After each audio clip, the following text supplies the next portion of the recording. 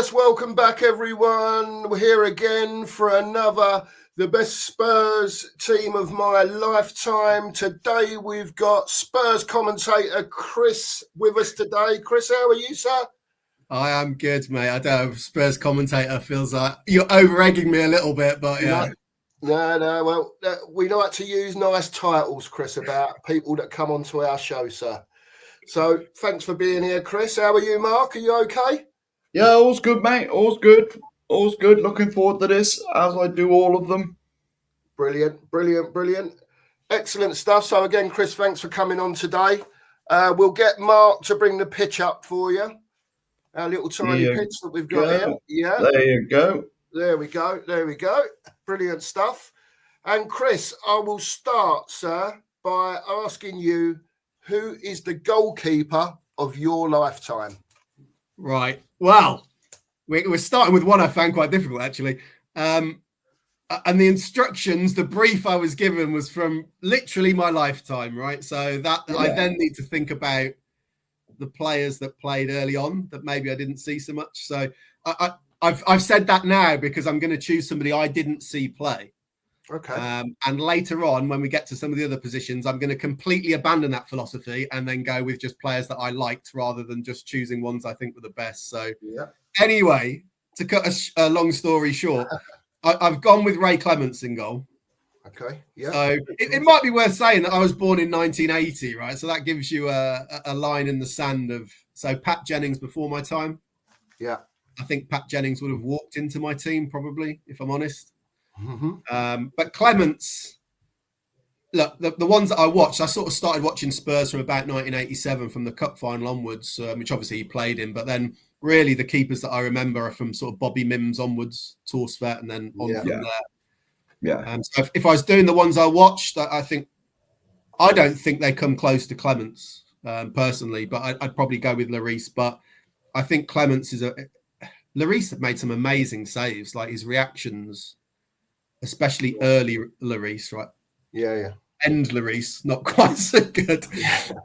But Clements, from the stuff I've seen of him as a keeper, a great goalkeeper. But what I love about goalkeepers are ones that are going to command the box, which I don't think was Lloris's strongest point. So come in. I mean, you guys know better than me. Talk to me about Ray Clements. You tell me. He was, to me, he was very unlucky that he was around at the same time as Peter Shilton. Yeah. Because he'd have had the England #1 jersey, but they sort of shared it. Well, Shilton had it mostly, but Clements was there as well. But he was a fantastic keeper for Liverpool, for us. Fantastic. Yeah, he was fantastic. Super. Commanding. Was he as good as Jennings? Probably not. But he's up there as one of the best I've seen. Play for Tottenham. Him, and that's there's two in my starting 11 that I didn't see play, and he's one. I'll be honest, I don't think goalkeeper's our strongest position when we're looking across my lifetime. No. Some decent keepers. Yeah, there's no real... Well, the only one that was, you can say, well, he was a World Cup winner, was Lloris. And he was. I mean, I remember one save he made early on in the Champions League. I think it was away at Monaco. And the way he just threw himself across the goal in the hope of saving something, and it would just hit him. I'm like, amazing. The trouble is with Lloris, he's just remembered for the final 2 or 3 years. Yeah, which is harsh. It is harsh. But, definitely Lloris won us more points than he lost us. Yeah. Definitely, without a shadow of a doubt. When he first come in, prime Pochettino time and that, he was fantastic. But Clements was just as good. Yeah. Yeah, so that's why I've got to go right edge to Ray Clements, mainly just because he's got that. I think he's more of a presence than Lloris, right? Yeah. Lloris is he's actually quite physically not the biggest guy, right? Clements would come and get the ball and So that's my starting point anyway. Brilliant. Yeah. Well, he's in your lifetime, so it's allowed. Yeah, it is. It is. Great choice, Chris. Brilliant stuff. We'll move on to your back line now, Chris, and we'll start off with your left back, please, sir. Probably another position where I'm not sure we're massively blessed with. I mean, in other positions, it's ridiculous, right? You're choosing between crazily good players. In the end, maybe a bit of recency bias, I've had to go with Danny Rose. Yeah. A popular choice, if I can just say. Yeah, I mean, you'll see across my back line, right? I mean, there's a heavy bias towards the Poch defence that was the best in the league for a couple I was of years. expecting it. Yeah, I mean, I have thought about others. I mean, I grew up really late 80s, early 90s watching Spurs, and there's not a huge amount to pick from. Obviously, I watched a lot of Gary Mabbott, but I didn't see Gary Mabbott play early on. But he was sort of more of a midfielder in his early days, anyway. I believe so. Yeah, there's not a huge amount. I mean, we took that drifting on central defenders anyway, aren't I? So left backs, like, who else are we picking from? Convince me I'm wrong, guys. Tell me who else that I should be thinking of. Christian Ziga. Yeah. Yeah. He was all right. Suakotu. I loved him. I thought his relationship with Bale was really good. Yeah. But I don't think he's as good a player as Rose. And I guess partly this is individual, but it's also how they played as part of a unit, right? Ziga was in a poor team. Yeah. Rose was in a really good coached defensive line that was solid, didn't concede many goals. Mm-hmm. He was part of the best defence in Europe, I believe, for 2 years. Yeah. So I've had to go with him at the end of the day. Although, similar thing to Lloris, he tailed off at the end, right? Yeah. The end of Danny Rose was not as good as the start. But we all think of those couple of seasons. That's season unbeaten at White Hart Lane, the last season. Yeah. Just a goal against Arsenal on his debut. Yeah. Just unstoppable. Earns him a spot. I don't want to take this too much with the current team, but we say like a Dogi's good, and I just think he's nowhere near like going forward. Danny Rose, the marauding runs, the strength of it. A little bit lacked in end product, if I'm honest. His crossing was a bit wayward, but part of a brilliant defence. What more can I say? Yeah, just a banger on his debut earns him a spot, in my opinion. Yeah, that was a great goal. That brilliant stuff. Yeah. Great stuff, Chris. We'll move on to your two centre-backs now. So your left centre-back first, Chris, please. Oh, I didn't give much thought to who's left and right-sided, if I'm honest. It doesn't matter. It's just... It doesn't matter. Yeah. Let's continue with the current theme of that defence. So there's a huge... it's a favourite topic amongst Spurs fans, isn't it? Who's better, Toby or Jan? So I've only picked one of them, and I think most people say Jan these days, but I've gone for Toby Alderweireld, mainly because I want to see Mark spell that on the screen. Well, put it this way, I've normally got to Google it, but I think I've got it.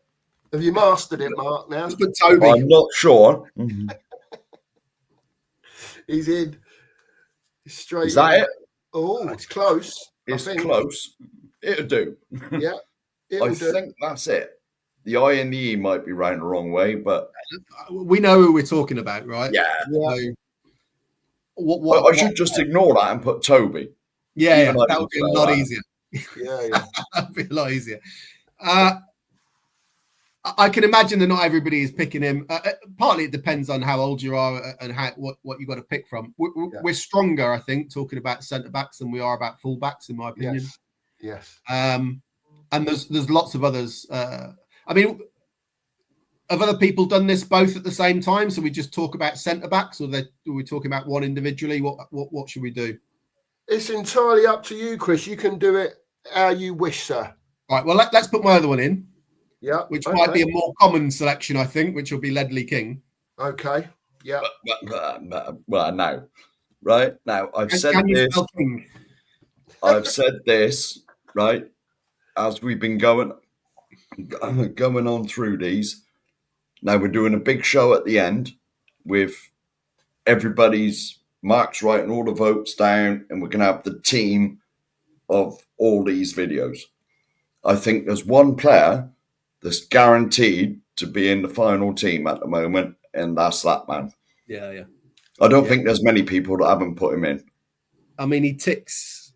I will mention some others, 'cause I think I've got to, but he ticks all the boxes, doesn't he? I mean, not only for his ability, but the fact that he only played for us. I mean, that makes us sort of love him that bit more. He was quick. Like, I don't think people think how quick he was, but he was pretty quick. But he's reading of the game. And forgive me, and you can correct me because you'll remember better than me, but from the videos I've watched, this is a big statement. I feel like he was sort of a bit of a modern day Bobby Moore, like his reading of the game. Yeah. Like, he didn't give in, did he? He was just sort of read the game and nicked the ball off you. And he was always going to be my first choice. Again, he was very unlucky that he was around with Rio Ferdinand, John Terry, and he only had one knee. So but he did well for England, though. He did well for England, and he played a lot in central midfield as well. I mean, that's where he broke into the team, really, as a sort of defensive central midfielder, didn't he? And you got to remember, his training every week basically involved was riding a bike and swimming. Yeah, non-impact. Yeah. I mean, there's a lot of what ifs in football, but not only what if he was fit more. I'm going to say the controversial what if of, what if Sol Campbell had stayed and formed a defensive partnership with Ledley King? Yeah. I'm sure there are plenty of people who refuse to mention his name, but well, you'll be surprised. He was a good player. You'll be surprised. Solus has sneaked into a few people's teams. I'm not giving nothing away. Trying to get themselves exiled from the Spurs community, I think. Well, yeah, obviously. And to be honest, I refuse to write his name in. But look, let's be honest. He's another one who I think should at least be thought about. And then going back further, obviously we're going to do some subs as well. I think, right? We're going to do 5 subs. So I will have a defender on there from back then. But I go to a lot of these Spurs evenings with former players. So the likes of Graham Roberts, Paul Miller. Apparently, he was only there for a year, wasn't he? But lots of people go on about how brilliant Richard Gough was. But again, just slightly before my time. In my opinion, though, Richard Gough was only made look good by his partner. But that's my personal opinion because Mabs is my hero. Mabs is my hero. So, I'm just saying. And again, it was great for us over a long period of time. As a talented player, I don't think he gets in. I tell you why, but I said I'll talk about these as both together. King, I think, is a straightforward one, right? It's a bit of a home run. The reason why I went for Toby, certainly over Jan, in my opinion, people can disagree. I think Toby was the organizer of that defence. And I think he was the one who made others play better, in my opinion. Jan was a great player, but I think Toby was the one who really controlled everything. And for me, again, he was a bit, I don't want to over-egg it, but his strength was the reading of the game as well, right? It wasn't these sort of last-ditch amazing challenges. It was the kind of cool, calm defending. And I know where this is going. I know where I need to be. He was never really flustered, was he? So, yeah, he was a great player. And with Ledley, how good did he make Michael Dawson look?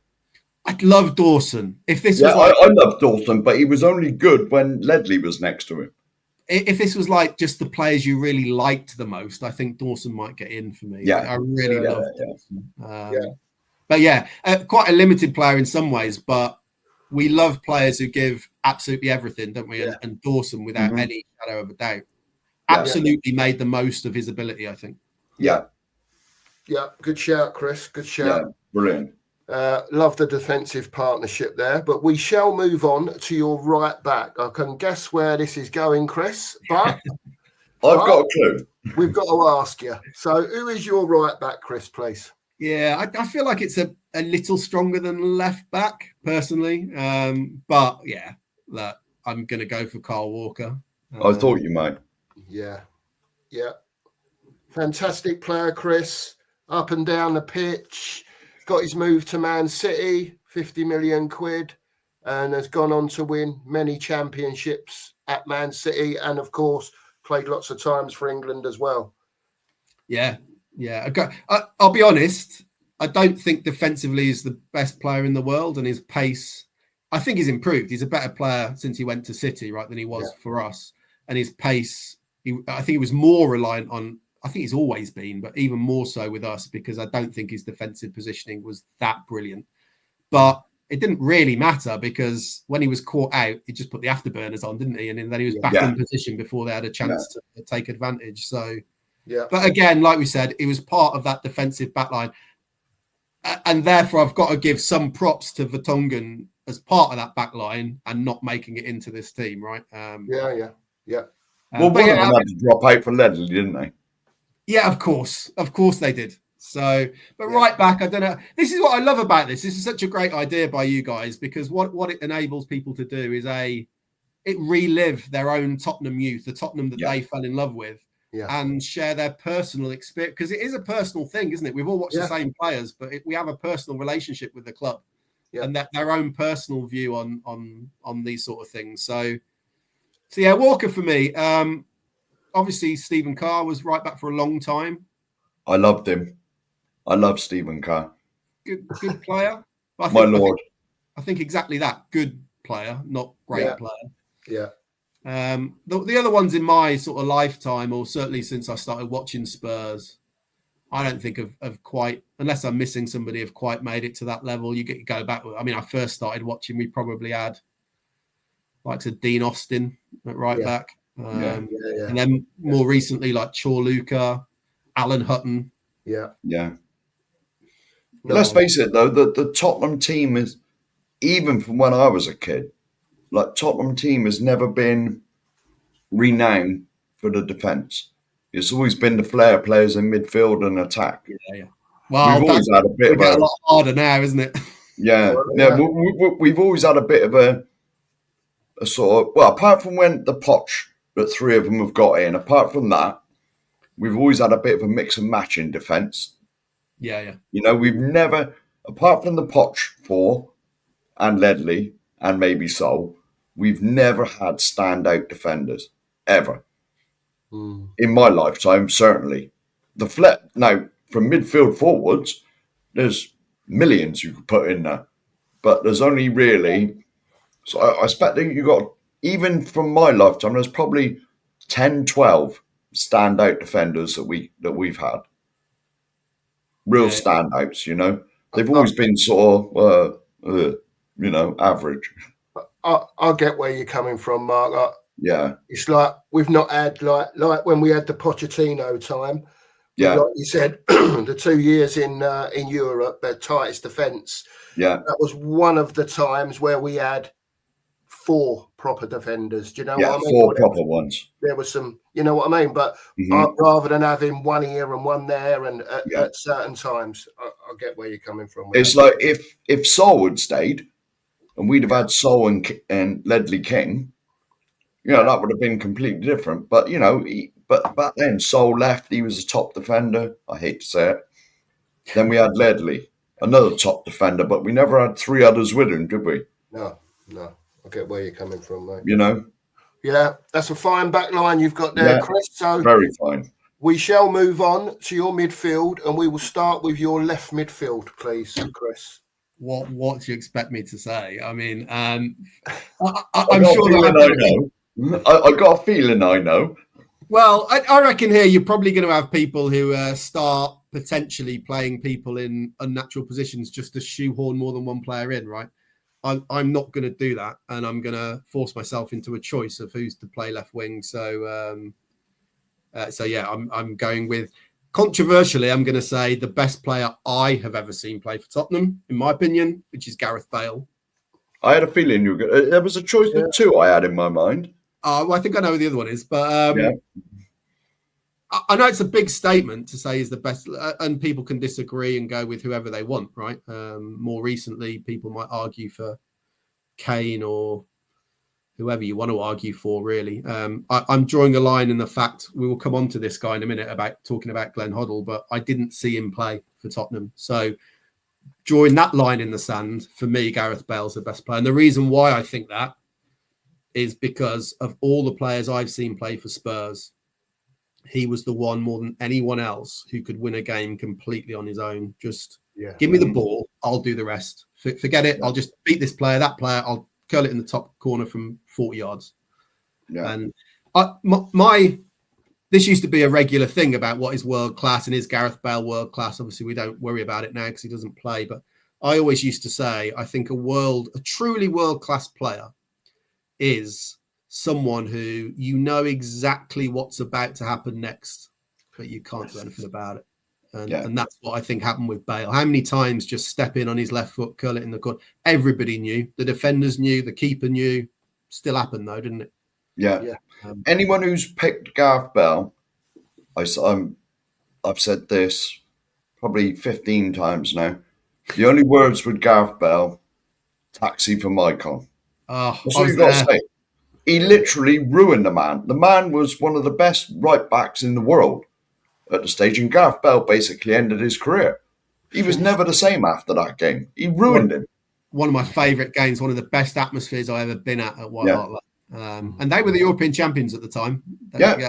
And Gareth Bale ruined his career. I've never seen the bits. Yeah, no, I've never seen. I could see it in front of my eyes and I was up in that night. I think I was in the West Stand, but I could see it. The second Bale got the ball, you could see the physical kind of panic in all of the Inter team, but especially in Mycon. I've never really seen that before, where I could just visually see a player crapping himself. He was never the same after that game. Gareth Bale literally ruined him. And you got to remember as well, in the game in Italy, we were 4-0 down at half time because someone got sent off, and Gareth Bale scores a hat trick. 4-3. And unbelievable. They were like replays of the same goal, weren't they? Just the same thing happening again and again and again. Yeah. Frightening player. One of the best right backs in the world at the time, Mycon, and Gareth Bale virtually ended his career in one game. You just ruined him. Literally ruined him. I know it's not a Tottenham goal, but that infamous goal he scores where I can't even remember who he knocks it past, but he runs out off the pitch and back on again. So that was against Barcelona. It's against Barcelona. I don't know. Maybe it's Dani Alves. Maybe I don't know who the player was. But wasn't it like the Spanish FA Cup or something? It was a cup game. Copa del Rey. It was. Yeah. Yeah. It was the final, I think I might be wrong. I think it was the final. But what a player! And I just. What I miss in recent seasons is having a player that I think is worth the entrance fee alone. Like gets the ball and you can feel it in the crowd. And I feel like we've missed that a little bit. Yeah. Agreed. There's only been a few players at Tottenham in my lifetime that whenever they got the ball, for a start, you'd pay your entrance fee just to see them. But when they got the ball, you could almost hear the intake of breath from the crowd. Waiting for something to happen. Yeah. There's only been 3 or 4, probably, in my lifetime, that the expectation was as soon as they got the ball, you could tell, you could hear the clicking of seats where people were standing up. And look, the one thing I will say, I imagine the other person you thought I might say was probably Ginola. Yeah, he's one of them. He's one of them. Great player. Loved Ginola. I think... Again, people can go, Chris, you're talking nonsense. Just my opinion, Bale delivered on a far more regular basis than Ginola at his best was unbelievable, but lots of games went by where he didn't really do a lot. That's that. I know Sava now is going to be up in arms and probably when he sees this, my phone's going to be going, he'll be having a go at me. But just my view. I love, don't be wrong, I love Ginola. What a player. But Bale edges it for me. Fair dues, Chris. Fair dues. You can't explain it much more than that. And like we say, it's your team, your choices, your opinions. Great stuff. So we move on to your central midfielders now, Chris. If you want to do your left one first, or you can do them both, however you want to do it, sir. Well, let's start with probably the easy one, which is my second pick of players that I didn't actually see play, which is going to be Glenn Hoddle. Yeah, okey-doke, yeah. Correct decision, by the way. Although he was here when you were alive, so we will allow it.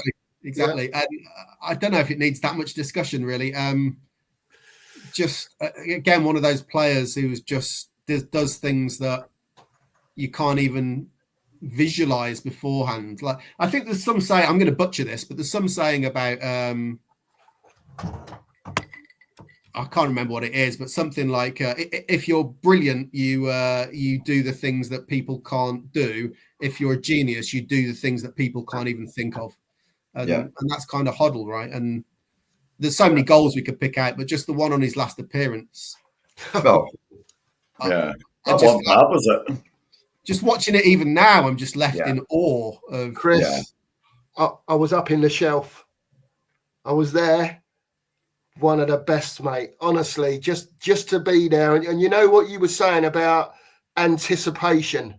Yeah. Everyone knew it was his last game. Everyone knew what was going on, and when he picked that ball up in between the 18-yard box and the halfway line, you talk about anticipation. There was definitely anticipation, and then when he does what he did best, it was just euphoria, mate. Absolutely unbelievable. I mean, it was an amazing goal, but that even just the end of it, the dummy on the keeper. Yeah. Yeah. It's just unbelievable. I mean, he doesn't actually do anything with the ball, does he? Doesn't do anything at all, but completely tells the keeper. Yeah. It's just unbelievable. Drops the shoulder, the keeper goes that way, and he just rolls it in. Yeah. And can I say, Glenn Hoddle is the greatest player in my lifetime as well. There's a reason he's called the King of White Hart Lane. The God. And to be honest, he did things with the football that nobody else did in this country. He is by far the best player I've ever seen. And it's unfortunate for Glenn that he was English. Because if he'd have been Spanish or Italian or French, he'd have had 200 caps for his country, at least. But at the time, we played a rigid 4-4-2, and they wanted two hard men in midfield. The two centre ones were hard men, you know. No, there was no room for, like, the skillful, stylish player, you know. Because Glenn Hoddle was called a luxury. Yeah. But when he got the ball, some of the stuff he done, oh, my goodness. He is one that I remember going regularly to White Hart Lane when I was a kid with my dad. And this is where some of the stuff he did, my goodness. Modern football depresses me a little bit because I don't feel like there's a lot of room for Glenn Hoddles anymore. It's all about work rate and that kind of stuff, right? And there's not that many. There are still a few, but there's not that many sort of genius type maverick players anymore. I mean, there are stories when he was manager of Swindon that he was telling his players what to do, and they couldn't do it, and he'd go on there and show them. You know, he was trying to get them to do stuff that they physically couldn't do. Yeah, it might have been a problem for him maybe when he's a manager, but but my God, what a player! What an absolute! Well, there's a reason he's called the King of White Hart Lane, and he always will be in my books. Always. Well, put it this way: if we start talking about Glenn Hoddle, me and Mark could be here for an hour.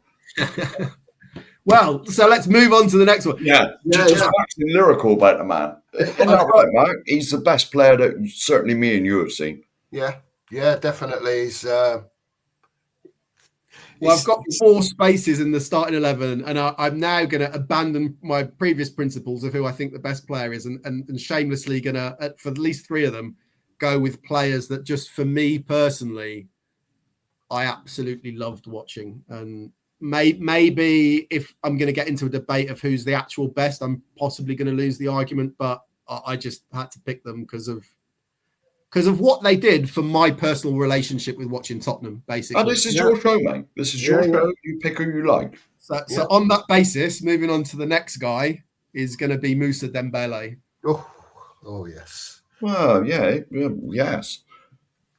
What a player. There's a lot of central midfielders to pick from, man. There's a lot. He's been picked a few times, Chris. He's been picked a few times. Yeah. Well, I think also alongside Hoddle would be just brilliant. You've got one guy you just can't get the bloody ball off because he's just like an absolute beast. The one criticism I'd have of Dembele is I think he should have done far more going forward. We actually signed him as an attacking midfielder, and he kind of ended up being more defensive. But then put him alongside Hoddle. He doesn't need to do that. Just get the ball, make sure no one else can get it, give it to Hoddle. Yeah, we're good. Yeah. So I think as a partnership, that would be absolutely unbelievable. Yeah. I'll tell you what I have done. I've swapped them around, and so Dembele has got the number 6 shirt. Also, Dembele was left-footed, wasn't he? So having him on the left side probably makes sense. Yeah, and then if Hoddle don't fancy it that day, he can just slip one through to Bell, can't he? You know what I mean? So you've got it sorted, Chris, haven't you? Do you know? Or the guy on the right wing, but we'll come on to that. We'll get to him. We'll is there anything specific you want to say about Dembele, Chris? Are you you know?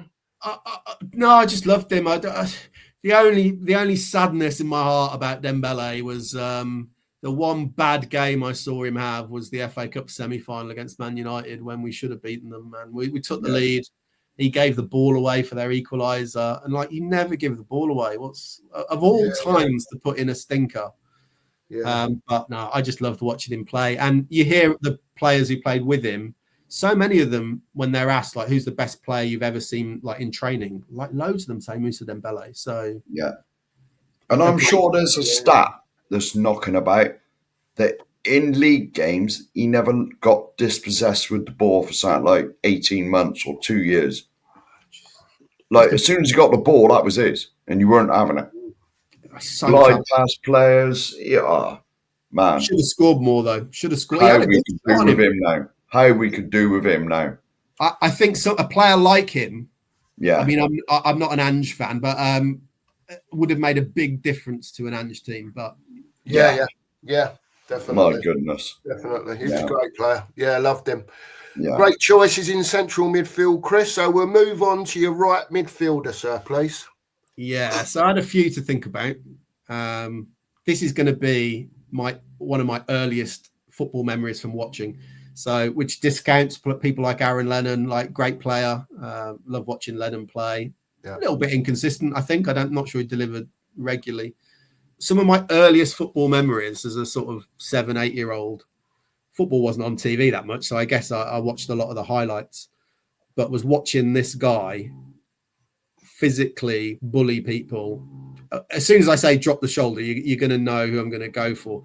Drop the shoulder, come in on his left foot, just smack it in. And I think his last season at Spurs, he was an absolute beast. So I know he's left-footed, but he did play on the right a fair bit. So I'm going to go with Chris Waddle. Oh, Chrissy. And at least he can sing with Glenn Hoddle. Yeah, have them both, pre-match, sing-along, post-match, whatever, Diamond lights. Diamond lights on the right-hand side there. Yeah, a bit of diamond lights. But they did mix well together, though, Hoddle and Waddle, didn't they? Yeah, when I started watching it, Hoddle had already gone, really. And Waddle was kind of our main player, especially before Lineker came in. But just the way, his physical presence and the way he brushed people off. And I swear I saw him score that same goal in that final season so many times where he just kind of came in on his left foot. And the force that he struck the ball with as well was just unbelievable. Just one of my favourite. I'm putting him in on ability, by the way. This is not one of my bias just because I liked him. I genuinely think he's up there on ability. He's a better player than Lennon in my view. Again, don't know how he get on in the modern game because he's not the most athletic in the world, I'd suggest. But I'm happy with that midfield, guys. I'm going to say. What gutted me is that when we signed Waddle, he was only with Glenn for one season. Yeah. 1 or 2, was it one season he was with him? And then Glenn moved on. I think. Both went to France in the end, didn't they? Yeah. And Waddle didn't want to leave, by the way. I mean, I went to an evening with him. But we got, I think it was at the time he left, I think it was the second highest fee in the world we got for Waddle. And obviously, late 80s, financially, we weren't in the best of positions. So no. It's a shame because it's those sliding door moments. You're talking about Hoddle and Waddle. And the same kind of thing then happened with Waddle and Lineker and Gascoigne. Didn't really get much. Did Waddle play over the season with Gaza? Maybe one season, possibly. But then I think Lineker came in after. I mean, it's the story of Tottenham, isn't it? All of these players, they never quite have them at the same time. But no, that's a great choice, Chrissy Waddle. He's been in a few as well, to be honest. Yes, he has. Right, so we've done your goalkeeper, your defence, your midfield. So 2 to go, Chris, in your main team. So let's start off with your number 10, Chris. Yeah, so before we started this, and you guys asked me off stream what the formation was, and I said 4-4-2. I'm now thinking I should have said 4-4-1-1, but it doesn't matter. It's fine. Okay. Because I'm going with someone who's definitely more of a creator. And again, this is just absolute personal bias of somebody who, if you say to me, pick out your favourite 4 or 5 Spurs players, he's in there. So for me, I'm going for Rafael van der Vaart. I just, yes, just love that guy. And one thing I'd say about Van der Vaart, and I'm going to compare him to, I know completely different players, but you'll see why I'm doing this in a second. I'm going to compare him to Defoe. Like, Defoe was a great player. I always felt Defoe was a little bit of a flat track bully and like scored loads against Wigan and whoever else.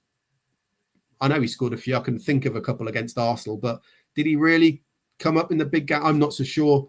Van der Vaart, I always felt was opposite. Like, you noticed him most in the massive games, and he absolutely stepped up in the big games. And just the shushing of the Arsenal fans. yeah, that was always good. But with Van der Vaart, did we get him in his prime? To me, he was just over the hill.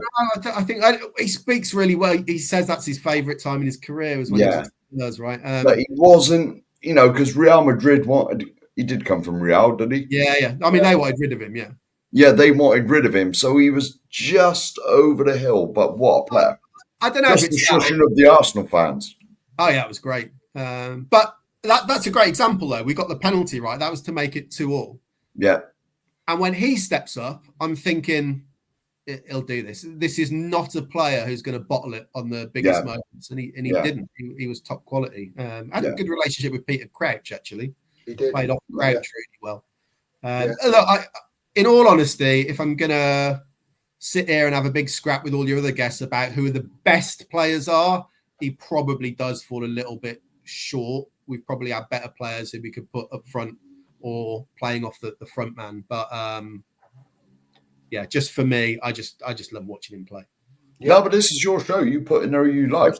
Yeah, and he has Van der Vaart, hell of a player. He has been picked as well in other teams. Yeah. Great stuff, Chris. So 1 to go, Chris. You're number 9. Your centre forward, please. Oh, God, this is a tough pick, isn't it? If you've got to pick one centre forward from Tottenham. I mean, fortunately, again, drawing the line at 1980 means I can't go back to the real people like Jimmy Greaves like that. Yeah. I can't evaluate how good he was because people I've seen the videos, people say how unbelievable he was. And just going back when you were saying before about favourite players like of all time. Yeah. I think that the debate often is Greaves or Hoddle probably for people. But I'm not old enough, so I can't get into that debate. Yeah. I've seen a lot of great players at Spurs, but I'm going to pick one that may be biased because I was sort of 14 at the time. But just... I think I know. I've never been more excited at signing a player than when we signed Jurgen Klinsmann. I knew you were going to say that. I had to work it out when you said you were born. And I thought, I bet he says Klinsmann. Now, in my opinion, this is only my opinion, the last truly world-class player that we signed.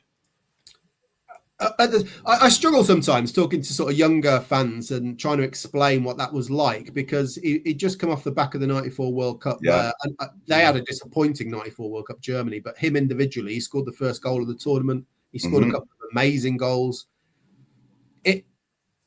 I'm sure there's others you could argue about. Roberto Baggio was around at the time, but he was in the debate for the best player in the world at that time. Yeah. And he's in my opinion, he is the Van der Vaart was up there, but in my opinion, he was just over the hill. Klinsmann was in his prime when he come to us, and he is the last signing that we ever made that I thought, wow.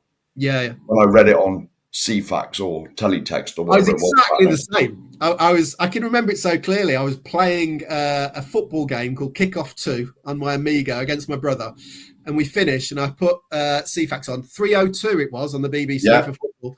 And it came up Spurs signed Klinsmann, and I'm like, wow. It's literally where you think, hold on, it's April the 1st, isn't it? That's not the thing that Spurs do. Go and sign the best player in the world. And also why it was so important. And I think you're biased a little bit to when you're young anyway. You sort of eulogize a little bit about, because that's when we fell in love with the club, right? When we're young. But also what was massive then, the club was on its knees a little bit, right? We'd had the points deduction. We were out the FA Cup. So to sign him and just to lift the place and the way he came in, I went to his debut. I was sat on my own in amongst the Sheffield Wednesday fans, the 14-year-old, and one of my favourite games that I've ever been to. And what's lovely about you guys doing this, you can probably hear it in my voice. We are reliving things That's why we did it. They're almost emotional, right? Yeah. Like thinking back to that game. And ultimately, that season ended a bit in failure, right? The FA Cup run where we got drubbed by Everton and we weren't as good as we thought we were going to be in the first couple of weeks, and we ended up losing 3-0 at Notts County. And there were some rough moments amongst that season, but that front five under Ardiles, that's just football joy, isn't it? Just go and be brilliant. Basically, that was Ardiles' team talk every week, wasn't it? Just go and play. Yeah. And Klinsmann up front. Yeah, I just love the guy. I really hoped at some point, I think the ship has sailed. I really hoped he was going to come back and be our manager at some point, but doesn't look like that's going to happen. So, and a world-class player, and when he come in, he really got what it meant to the fans. He still loves the club. Because let's face it, Tottenham should be nothing to a man of his caliber and where he was at the time. But he come in, he got the club, he got the fans. He still loves the club. He still loves the fans. He still comes back now and again. And he was like Van der Vaart, because Tottenham are nothing to someone like Rafa Van der Vaart. But he got it. You know, he got it. Yeah, just some of my best football memories, honestly. Yeah. But let's be honest, that is a tough position to choose for, even with my lifetime. So I don't have to worry about Greaves and... So starting when I first watched Spurs, you got Clive Allen up front, who obviously scored the 49 goals in a season. So you can't knock that. That was a hell of an achievement. Yeah. But then moving forward from there, Gary Lineker, one of my absolute heroes when I was little. Lineker, I loved Gary Lineker so much as a player. Perhaps not the most talented player in the world, but my God, he could score a goal. Only from inside the box, though. Yeah, absolutely. You stick him outside. I think he only scored one out from outside the box, but anywhere in that 6-yard area. But there's so many we can talk about, like moving forward from there. Sheringham was just a brilliant footballer. Jermaine Defoe, Berbatov. I don't put Berbatov quite on the pedestal others do, but for his time at Tottenham. But a great Harry Kane as well. Harry Kane. Yeah. Of course, you can't knock.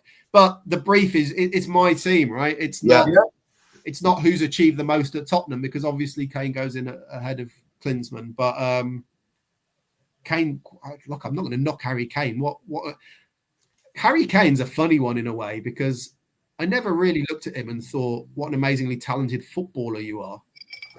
But he just kept doing the same thing. When he first broke into the team, he was very physical, holding the ball up. And he used to bumble through tackles, like with no real skill, but always ended up with the ball. They couldn't get the ball off him. And I used to think, have you done that? Because it just looks lucky every single time. But every single time he came away with the ball. And when people are doing that all the time, you've got to go, hold on a minute. You don't look that skillful. But if you're doing it every single week, and he did, right? He was obviously a great goal scorer. I can't sit here and argue really with anybody who wants to put Harry Kane in, but and I loved watching him. Klinsmann just gave me a joy that I can't describe, really. Yeah, and he still says his best strike partnership was with Sheringham. I mean, instantly you say Klinsmann Sheringham, I think of Liverpool away in the FA Cup. I was there. I was at that game.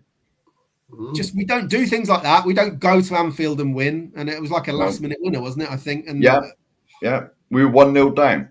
Sheringham equalised just at the end of the first half.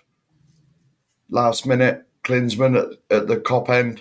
And he come round and slid right in front of me. He didn't slide. He got jumped on and bundled over right in front of me. I jumped up in amongst the Liverpool fans. And whatever you think of Liverpool fans, people might have different views, but they stood up and applauded Tottenham off. They did. I was there, and they at the end of the game, the cop and where we were, they all applauded Tottenham. The away end was going mad. I'd have given my left arm to be in the away end, but where I was sat, everyone stood up and was applauding Tottenham off the pitch, and I thought, that's respect. And even when I jumped up, when Klinsmann got bundled over right in front of me, no one said anything. They were all like, great goal, mate. Great goal. I tell you, actually, on a Klinsmann story, I mentioned I went to his debut as a 14-year-old kid. I was sat on my own with the Sheffield Wednesday fans. And because I was on my own, I was a bit nervous about it, and I thought, I don't know what to do. So, of course, we won 4-3. So there's lots of goals going in. And every time we scored, I'm like, no, I'll just keep myself to myself. By the time the fourth went in, I couldn't help anymore. Yeah. So I jumped up and I looked around in the Sheffield Wednesday stand that I was in. 3/4 of them were up celebrating as well. It was just full of Spurs fans. But yeah, I mean, just the joy of football. And there's been a lot of debates recently about what's the point of football, right? Is it winning trophies? I'll be honest, I always say the same thing. Trophies are amazing. Like, I went to Bilbao, loved it, fantastic. For me, they're a bit of a cherry on the cake. I want to see my team do well every week, and I want to be excited by what I watch. And football for me is moments like that winner at Anfield, loads of Klinsmann goals. It's Mora scoring at Ajax, or Bergwijn away at Leicester. Just because you don't win the trophy doesn't lessen the moment for me. And those are the joyous moments that I want as a Spurs fan. And Klinsmann gave me lots of those. Yeah. Fantastic. Brilliant, Chris. So I just need to ask you, Chris, are you happy with your team that you've got up there? Do you want to change anything? If not, Sheriff will remove it if you're happy. I'm absolutely happy. I realised one player I never mentioned at all is Paul Gascoigne. Yeah. He goes on the bench though. So yeah. We'll get I was going to say you got 5 subs. Yeah.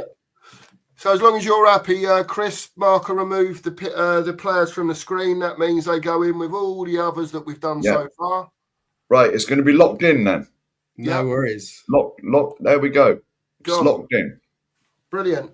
Great stuff, Chris. So now we'll move on, Chris, to your 5 substitutes. You can have a chat about them as you wish as you go along, sir.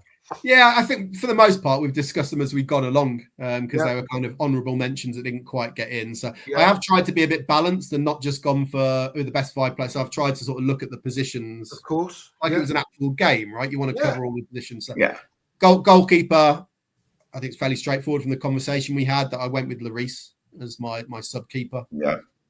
I had a feeling he was going to be your sub goalie. Yeah, I can't really. Like, Torsvet was great. To be fair, Sullivan and Keller had 1 season each where I thought they were absolutely outstanding. Yeah. But Lloris is a better goalkeeper and was with us for a long time. So that's a fairly straightforward one, I think. So then defence, I picked one defender, 2 midfielders and a striker. Defender, I went with Graham Roberts.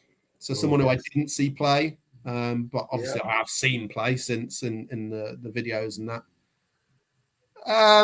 Probably not the most technically skillful defender in the world, but looking down the team, what I thought it lacked a little bit was real, genuine Roy Keane type leaders, right? I think you have leaders in my team through the way that they play, and organisers. Toby will organise, Ledley King will lead by example. But and Graham Roberts will just beat you up. Exactly. You just get people to grab hold of them and say, "Can put some more effort in." No. So a real leader, and that's why I went with Roberts. Like, I'm not ever mess with Graham Roberts. Yeah. So going back further, like Dave Mackay type players, right? Yes. That's not in my lifetime. So hard as nails, Graham Roberts. He's one of my favourite players ever at Tottenham. Not for his ability, but just his attitude. Like, none shall pass. If you pass me, I will kick you. Also, I've met him quite a few times in the last few months, so personal bias. So moving on to midfield. It's difficult. I mean, I just mentioned Gascoigne, so let's throw him in straight away. So Gaza as a sub. I mean, how lucky are we as Spurs fans to be able to make an argument that Gascoigne does not make my first 11? I mean, it's crazy, really. But I didn't feel I could put Gascoigne and Hoddle with each other in a 4-4-2. I think you're going to get absolutely spanked, if I'm honest. That doesn't matter. I mean, just look at them 2 next to each other. So, I mean, that'd be great to watch, but I mean, we'd be wide open, wouldn't we? I mean, let's be honest. But Gaza, again, the young Chris falling in love with Tottenham. Gaza, one of my favourite ever games was that semi-final, the free kick. And I'll tell you I know we're going on. This is going to be one of your longest ones, but I'll tell you quick story from that day. I was 11 when we were playing in that semi-final. Yeah. And Arsenal had lost twice that season at that point, once Yeah. in the league, once in the League Cup. And I remember saying to my mom that day, she was a big Wolves fan. I remember saying to my mom, that's the semi-finals. We haven't got any chance at all. Like, they are unbelievable. We're crap. And she said to me, I learned a real life lesson that day. She said, they might be a lot better, but at the end of the day, it's just 11 human beings on the pitch and anything can happen. Mm-hmm. And I'm like, yeah, whatever. We are going to get spanked. Yeah. And then I watched it. We're 2-0 up in 10 minutes. And I'm like, oh, what is happening? What is that? It was amazing. Amazing. One of my favorite games. And that 91 cup run, the whole cup run, Gaza dragged us there on his own with a hernia. With a hernia. Because the semi-final, I think he'd had a hernia operation about 5 weeks before or 4 weeks before. Mm-hmm. And he's still recovering from a hernia operation. But that whole cup run, Gaza stuck the team on his shoulder and dragged us to Wembley for the cup final. I remember. Isn't it weird how you remember things more clearly from like when you were a kid than you do like last week? Yeah. But anyway, that's just age. I don't know what happened yesterday, let alone like, but things when I was like 15, 20, I remember. Yeah. Well, the reason why I say that, I can remember the quarter final. We were playing Notts County. I was there. And we went behind, right? And yeah, we 1-0. were rubbish. We were like, what is going? But it was very typical Tottenham, right? Oh, here we go. We're going to get knocked out by some crap team. But literally, like you said, Gaza just sort of grabbed the whole game and it's just like, no, we ain't going out today. I'm going to make sure of it. And he was brilliant. Scored a great goal against Oxford as well. Like, yeah. The equaliser in the county game was an own goal. And then Gaza took it upon himself and won it for us. Yeah, absolutely. Like, he dragged us to Wembley that year. Well, we won't talk about the final. It's what great players do. Yeah, we won't talk about the final because Gaza went a bit mad in the final, but like we won't talk about that. Yeah. So that guy, I don't want to keep you here forever. So let's move on to my other one. Actually, it's really tough, to be fair, to pick the other one. And some people will put him in the first team. I think I'm still unconvinced about having him on the bench, but I went with Luka Modric. Yeah. I feel slightly, though, the only my apprehension about Luka Modric is I feel almost as though I'm picking him because of what he did after he left Tottenham. Like, it was good for us, but he was very young. Yeah. I don't feel he was quite the controlling, the little kind of quarterback, as they say, he was at Real Madrid. I'm not knocking him, but I'm trying to compare him to other amazing midfielders, right? We had him young. He was a great player. I think he went on to be a much greater player after he left Tottenham. Yeah. Ballon d'Or winner. Yeah. Yeah, and still going. Yeah. 40, I think he is, or coming up 40. I am thinking about coming out of retirement. But, like great player, but just falls slightly short for me of making my team. People are going to say, hold on a minute, you've picked Dembele. Yeah, well, it's my team, so there. That's it. And then I've only got one more, right, which is going to be obvious. I've got one more. I need a striker. If I need a goal because we're not winning, and I've got to bring somebody on, you might as well bring on the club record goal scorer, right? So, yes, Harry Kane. Sorry, Harry. I feel really like when I'm sat here saying, "Oh yeah, I just put Gascoigne and Kane on the bench." I almost feel like it's a bit like blasphemy, But it's true. Is what it Let's is. hope Brian Daigle don't watch this video because you'll be in trouble for leaving Gascoigne out of the team. Everyone's got their favourites, mate. Yeah. It's your team, mate. This is your show. Yeah, it'd be boring if everyone picked the same team, wouldn't it? Of course it would. Wouldn't it? Yeah, Mabbott's not even made my bench. I'm sorry, but yeah. Right, end the show. What it is. You'll have to sort that out privately with Mark. Yeah, end the show. It's not hung up yet. But you can probably just see a number 18 there. So that's my Klinsmann shirt just in the background. Yeah, I can see it. Yeah. Happy days. Great stuff. Right, Chris. So we've got a bit of a surprise for you. You've named your team. You've named your subs. We've got 2 questions that we're asking everyone that's coming on the show. So you don't know about when you agreed to come on. Yeah. So the first question is, who would be the captain of your lifetime team, please? Oh, I've got to go back to who's in my 11. Hold on a second. That's a really good question. I mean, I'm a big fan generally of centre backs. Maybe central midfielders, but I don't like keepers. I don't really like strikers, like Kane being captain, Lloris. Not big fans of that at all. And I did sort of say when I put Roberts on the bench that I think my starting 11 lacks a little bit of that. Yeah. Getting hold of people. So that makes it tough. So ultimately, I'm going to have to choose between King and Toby Alderweireld, but I've got to choose King, given I out of those two. That is the correct answer. Correct answer, Chris. I've got to choose King for loads of reasons, but ultimately he leads by example. He ain't going to shout like Graham Roberts. King and Roberts. Maybe I should have gone with that. What a partnership that would have been. But yeah, there's another one. King, yeah. King is my captain. Yeah, brilliant. So one more question, Chris. Who would be the manager of your lifetime 11, please? Right. This is what gets people, this one. Yeah. Who is the best manager and who's the best manager you've seen in your lifetime? I'm just whirring it around in my head. And I mean, obvious candidates, right? Poch is an obvious candidate. Harry Redknapp, Martin Jol. But I think ultimately, just weighing it up, I'm not going to go Jerry Francis. That might come as a shock. But I think I'm going to have to choose Terry Venables. That is the correct answer as well. Oh, yeah. In my opinion. Can you imagine what Venables would have been like with the prime Poch team? Venables had a rubbish team, let's be fair. Yeah. Well, he had Gaza. He had Gaza. He had Gaza and 10 others. Gaza, Lineker, and 9 others. Yeah. Well, and Mabbott. Let's put Mabbott in there. Oh, yeah. Can't forget him. Gaza, Lineker, Gary, and 8 others. But I think Venables, he was very tactically aware. And just like everybody liked him, right? The players liked him. Yeah. Just seemed like a decent bloke. I mean, I've got to give credit to Poch. Right? I think Poch comes a close second. Mm-hmm. And Harry Redknapp. Yeah, I love Redknapp. Love Redknapp. Love Joel. Martin Jol, another one. See, again, going back to what I said earlier, I'm not in the camp of just trophies equals amazing. Otherwise, we'd be talking about George Graham and Wande Ramos, right? Obviously. Yeah. Which are amongst the 3 worst managers of my lifetime. They happen to win trophies. That's just what happens in cup football. Sometimes you can get a bit lucky or whatever. So I don't judge it on that. Of course, Venables did win a trophy, so he'd still be in the argument. Yeah.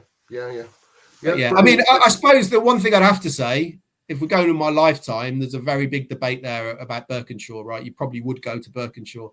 I don't know enough, really. I know what he won. I don't know what he was like as a manager. I've heard all the players talk about him.